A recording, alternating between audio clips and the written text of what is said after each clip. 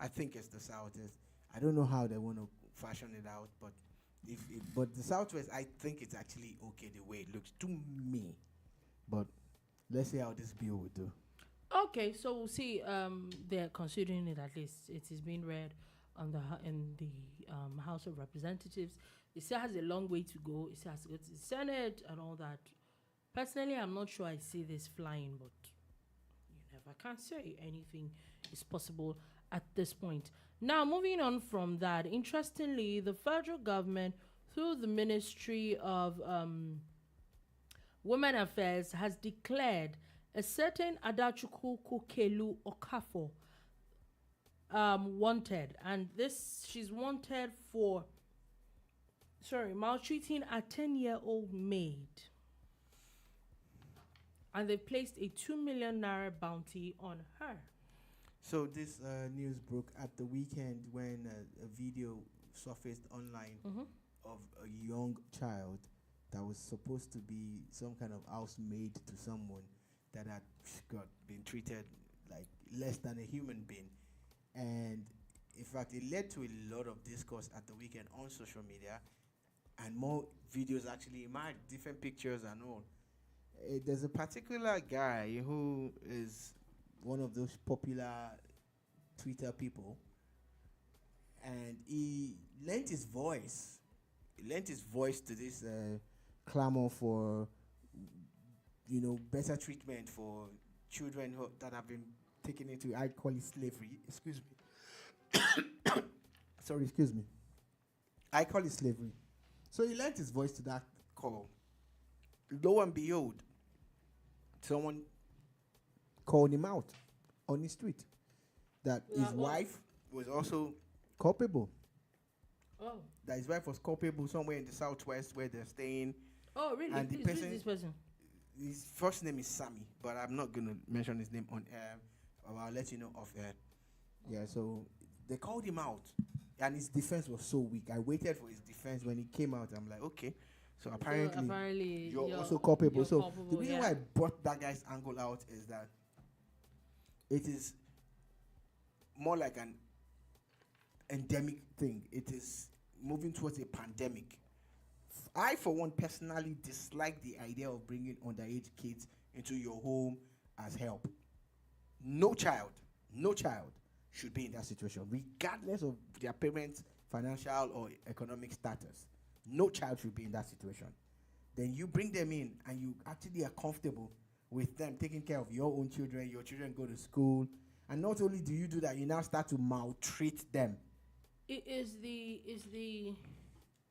Okay, so for me, if you are going to take anybody in, personally, my opinion, if you're going to take anybody in,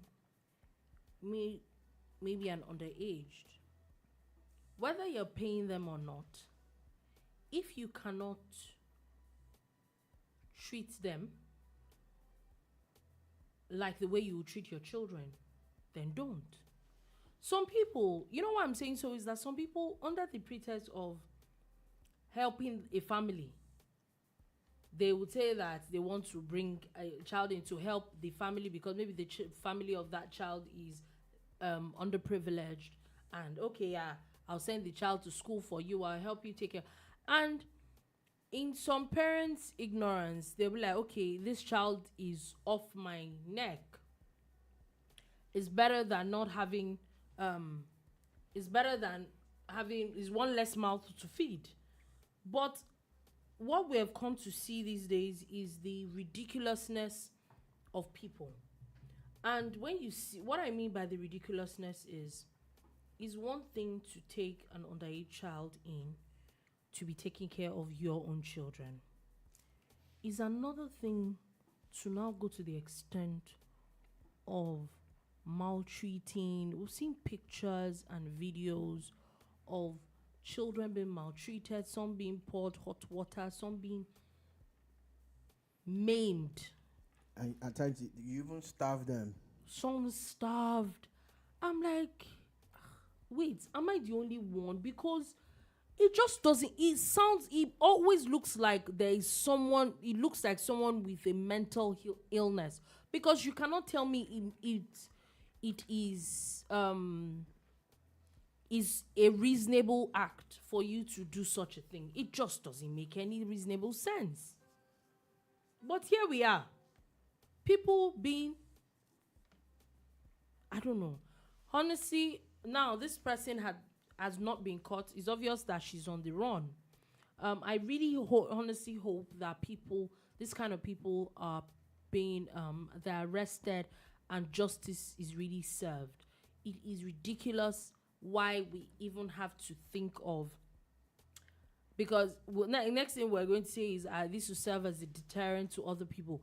The fact that you even need a deterrent to treat another human being nicely is the part I don't even understand. Like, is it that people, like, you need to be told that this other person is a human being?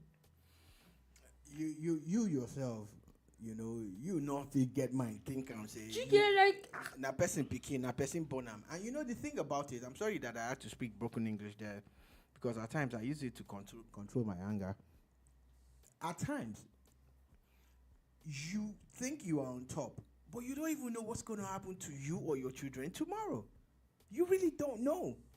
So at times, when you put out all these bad vibes and all these negative and wicked things, you don't know what you're going to get in return, because it could come back to you a millionfold.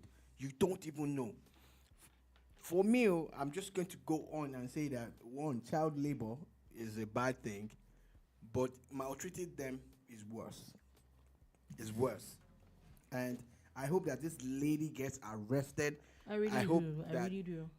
People will take up the government on the offer of 2 million naira. Look, if you know where she is, fish her out. Let her face the law. And serving as a deterrent is still good, but why can't we even self-regulate ourselves and treat people like human beings? The fact that you even need regulation to use your common sense. But anyway, we've come to realize that common sense is not common. Extremely uncommon. Don't let me push it too far. Anyway, moving on from that quickly. Access Holdings PLC has now appointed a certain Miss Bolaji Agbede as the acting group CEO following the death of its CEO, Herbert Wigwe. It's sad because over the weekend, Herbert Wigwe, his wife, his daughter, son, and a former group chairman of the Nigerian Exchange Group, Abimbola Gubanjo, had they passed on after being in a helicopter accident in the United States. But sadly, stuff actually has to go on. This is a reminder for us as human beings. Once again, our deepest condolences to the Wigwe family. They have left behind their children and their other family members. So our condolences to them. His brand that is known with Access Bank, condolences to them too. Him being the major shareholder, of course, how influential he was in the system there. Herbert Wigwe, I keep hearing great things about him.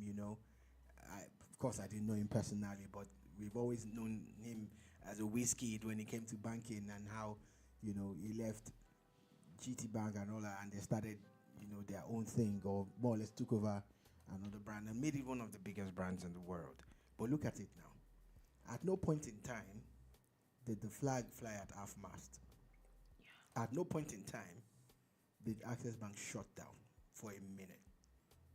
Maybe in the branches they will say, oh, let us wear black and mourn him or whatever. But they will open and business will go on. Business did not shut down for one day. I'm not mocking anybody, heaven knows. I'm just trying to maybe use this as some kind of reference point for us as human beings. What are the things that you hold dear? What are the things that you are prioritizing over your own happiness and your life?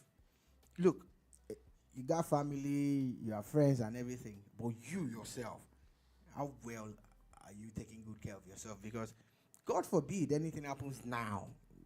Everybody wants to live long and live well. Not just live long, but live well. But anything happens now, that life goes on. Life goes on. There's a popular meme online, Brother Bernard. And the original video is of someone being buried and someone jumping into the grave, just as they were about to bury Brother Bernard, in quote. And a lot of people find it funny. But apart from that action, probably she ain't gonna be. The person will not be buried alive with the person. It's not going to happen. So life still goes on. Even if you jump into the grave, it's not your turn. It's not your time, at the appointed time. So now Access Bank have moved on smoothly, swiftly. I was expecting this announcement on Monday. Based on their press statement that they put out at the weekend, you would have expected that. They said they were going to do it, and they've done it. Now, guess what? This is how life works. While some people are mourning, some people are celebrating as we speak. Yeah. Bolaji Agbede deserves the position she has gotten now as the new acting CEO. Mm-hmm. She's going to, bring her own flavor, bring her own work. As we speak, people are lobbying already. Oh, yeah. There are people who are going to be going to her now for this and that and this. I saw a tweet from Cyril Ramaphosa mourning Herbert Wigwe. Wow. A picture of them together. He does business with the South African government. That's how big the man was. At 57, look at all the things that he had achieved. But guess what? Some of the people who were lobbying him for favors, they're already calling Bolaji Agbede's number now. So what do you hold there in this life? Just live your own life. At the end of the day, now you and your ear go remain. Anyway, so we'll move on from that quickly. And there's something very interesting as the High Court in Delta has fined the Nigerian Army 1 million naira. I'm sure that's not a lot of money for them, for invading and taking over community land in the state. So apparently some people are taking the Nigerian Army to court. And for me, I think this is very, very interesting. Why I said so is because you will never think that, okay, maybe you take the Nigerian Army to court and you ever win. Do you understand? Or stuff. But I think that is very commendable. Now they had fined the Nigerian Army a sum of 1 million and declared the acquisition of parts of Ohore 1 land by the army null and void. There was also declared as trespass the invasion of the land by the Nigerian Army. Interesting times that we live in now, at the era where you can actually sue the army. Yeah. This is beautiful. It's nice. It and is. to put them in check, also knowing that they can't just run over people, take over their lands and whatever. I know that the army has money and they have budget for all these things. So I say, so I wonder what maybe they were ill advised about the acquisition of that land, But hey, they'll pay this fine, and at least the community will be happy that they have their land back. Now they can now negotiate to sell if they want to sell to the army. Yeah, any which way. Now let's talk about a few conversations from a few states. Let's go all the way to Yobe State, where a protest has rocked the Maturu, the Yobe State capital, by the Association of Tricycle Drivers, saying that they are being extorted by the Yobe State Road Transport Agency. According to them, the agency is extorting payment of daily fees from their members, ordering fresh registration by every rider. This protest is said to have crippled economic activities to a certain level, as many persons were seen to be stranded without means of transport to places of work, and also school children and all that. Just hearing one side of the story, although, already makes me biased. I wish that there was a response from the state agency and all of that. But again, it's our job to try to balance things out. But as it stands now, I vex because it is something that we know is actually rampant in our own climb, where government agencies tend to be ultra-vires. They tend to overstep and everything. I like regulation. I like government, especially when they do it within the confines of the law. But at the end of the day, it's even the innocent ones that will suffer the most. People who cannot afford their own vehicles, that require solely and majorly on public transport, are now caught up in this melee, and it's not a good thing for them. It's not. I hope the government of the state will quickly sort sort these people out quickly.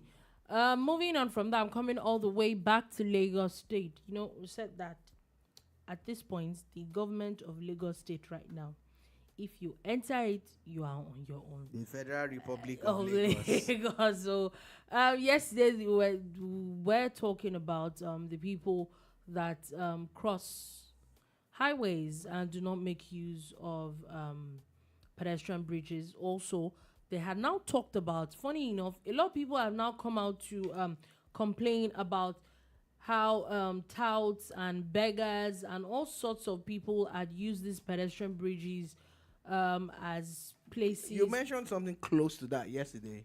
And now, the Lagos State task force actually went to a few of these bridges to clear out a lot of these people.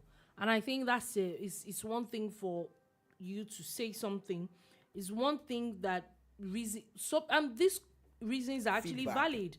It's feedback, and you actually act on it. It is valid. For you to want people to do something, you should also make it safe for them. I also personally feel, I don't want to sound naive, but I also personally feel that the more people use this and the more people on these pedestrian bridges, a lot of crime will probably reduce. Yeah, it should.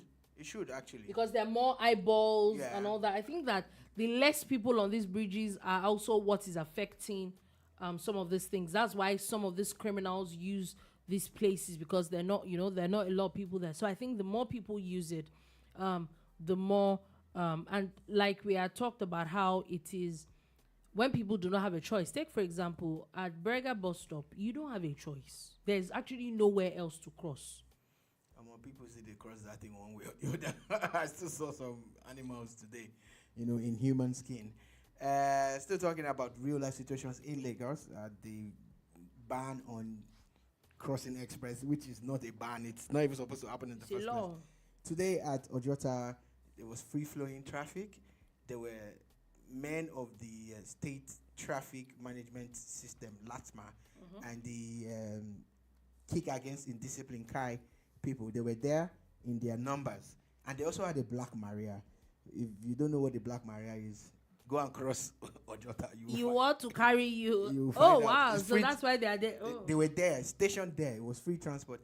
And guess what? Everybody was using the two bridges at Ojota until I saw this animal, just further away from them, and I'm sure they would have caught her eventually because she ran into the BLT lane. She was wearing a white. She now saw that she was about to be caught. She had gone further out from where they were, and crossed just after the bridge. I'm like, don't worry, they go catch you. They'll catch you. So please, if you're in the habit of crossing the express, especially where there are pedestrian bridges, stop. It's for your own good, really. Stop. Anyway, still talking about the Lagos State government. That one was just an aside, because what I really want to talk about is that today, the people that are most likely going to get arrested now is people living on the bridges in Lagos. Now, the Lagos State government has given a 4-day ultimatum to occupants living on the bridges. They're talking about illegal occupants under the Obalende Bridge, the Akpongbo Bridge, the Jora Bridge, National Stadium, and also illegal motor parks. Is Ojuelegba not a bridge too? Why didn't you mention Ojuelegba? Do people live on the Ojuelegba? When you look at that place, because that place is always reeking of. Okay, true. Oh my God! Look, it's a good thing when government starts to do all these things, trying to restore order. It's not supposed to be a big deal, but again, it also speaks to the housing deficit. It also speaks to how much pressure is on Lagos as a commercial nerve center, as a business hub for Nigeria. The data must be there. I know that Lagos State has been gathering data based on vehicular traffic. There are times when you're driving into Lagos, you find two black rope-like things. They're actually taking data of vehicles coming in and out. So I know they've started doing it again. I'm sure data will show you that there's a lot of people coming into Lagos. Oh, yeah. A lot. More than Lagos can contain. We talk about the housing deficit because it sounds good. But the reality is that people come into Lagos even without relatives. People come into Lagos without knowing without where you're no going, no plan. and that's why a lot of people end up under the bridge and all of that. Jokingly, I was saying to myself this morning when I was driving towards Maryland, and I looked to the right, the new bridge that they are building that will connect Okpebi to Ojota. I said, this is another set of estate for some people, because I'm sure they're already picking their own side of the bridge that they're going to live under. Yeah, God forgive me. But yeah, that's the reality for some people. Some people, most of them, they're not necessarily bad people. They're just looking for, survival. And they've heard about how you come to Lagos and you will make it. And whether it's true or not, nobody cares. Everybody's just heading to Lagos. The sad part is that some people don't. Some people actually lose their lives. Some people fall ill in that what's it called? But anyway, at the moment, I don't know what some other people are going to be doing, because now Lagos State is saying that they're not interested in you staying there anymore. Right now they've given people 4 days ultimatum for people to move out of these places. Also, moving on from that, the Lagos Task Force has also they're proposing psychiatric tests for one-way riders. It's not news. This was done under Governor Fashola a couple of years ago. It was actually standard. Whenever they arrested anybody that was driving against traffic, your vehicle will be impounded. Then you will be asked to pay some fine, and you will now be sent to Yaba left. You understand? It's true now, because you see, it's not when everybody is driving like this. You now drive like this. That's not even the beginning of the madness. That's the definition of madness. I'm sorry. That one way thing used to, it used to give me the chills. Yeah. But I totally agree with this. It needs to come back. People need to, even if you think you are not mad, maybe if you spend like 2 weeks, not just I don't think it should be put as left with being having just psychiatric tests. They need to be confined to a psychiatric hospital for at least a month. You need monitoring because your brain is not in the right place. Your brain is not in the right place if you decide to drive against traffic, and some of them do it at top speed. Yeah. Now they end up not. If you're not careful, it's the intimidation for me. You need to get off the road. They have this intimidating. They turn on their lights. They're going on top speed, and you are the one that has to get off the road for them. Get out the way. Madness, complete and utter madness. Like I said, still talking about Lagos State. The state has now seized a total of 494 motorcycles around the Lagos Badagry Expressway. I saw this, and for clarification, so motorcycles are used as commercial transport in parts of Lagos, but it's been outlawed for many reasons in most parts of Lagos, not entirely Lagos, but especially on major roads. It's been banned, and the government has said don't do it again. In fact, a few weeks ago, the governor was he not on that same road? That same road. Yeah, accosted people even driving. You people are just dead. Now you are riding a bike on a major road, which is banned. Then you are also driving against traffic again. People are just dead. So it's something that government frowns at, and they're saying, stop it, don't do it again. We do not want it. And I saw people pushing back. Oh, that's 400 and something families deprived. Look, trust me, life is hard for all of us. But deprived of common sense. Don't use that as an excuse. Don't come and bring all this blackmail. It's stupid sentiment, because I will keep saying that people have died. People have died all in the name of you are claiming that you're feeding. Do the right thing. Okay, I'm trying not to. Just do the right thing. So those bikes, I'm sure. There's absolutely no excuse. Is that Lagos will crush those bikes? Yeah, there's no excuse for such rubbish. None whatsoever. So let's not even start any sentimental nonsense. Sorry for the anger, but thank you for attending my TED Talk. When is she not angry? Excuse you. I didn't mention your name. Yeah, right. All right, moving on to the next story. Now we're going all the way to Senegal. It's very interesting because for people that do not know, let me give you a little bit of context. So in Senegal, there's been a lot of protests since last week after the president had announced that they were going to extend the elections. The elections were supposed to be February 25th. That was supposed to see to it that the president is going. I think he's been there for like a decade, if not more. He's been there for too long, Sha. Too long. He's gotten so used that he doesn't want to leave. Now he got the parliament. In fact, they got the parliament to sign off on moving the elections all the way to August. In fact, according to reports, before the vote was done, there were people of the parliament, members of parliament that were against it, were physically removed from the house. Yeah. Democracy at its finest. So that they would not, what's the word now? So that they would not oppose it. And they got the parliament to. I know that there were talks of President Tinubu that he was supposed to go to Senegal. It has been postponed. But now, of course, there are now protests and people have died in the protest. And interestingly, the government has now suspended internet service for the second time this month. It smacks of a sinking government, of a Yeah. dying government, of a drowning government. It smacks of someone who claims to be a Democrat but is more or less a despot.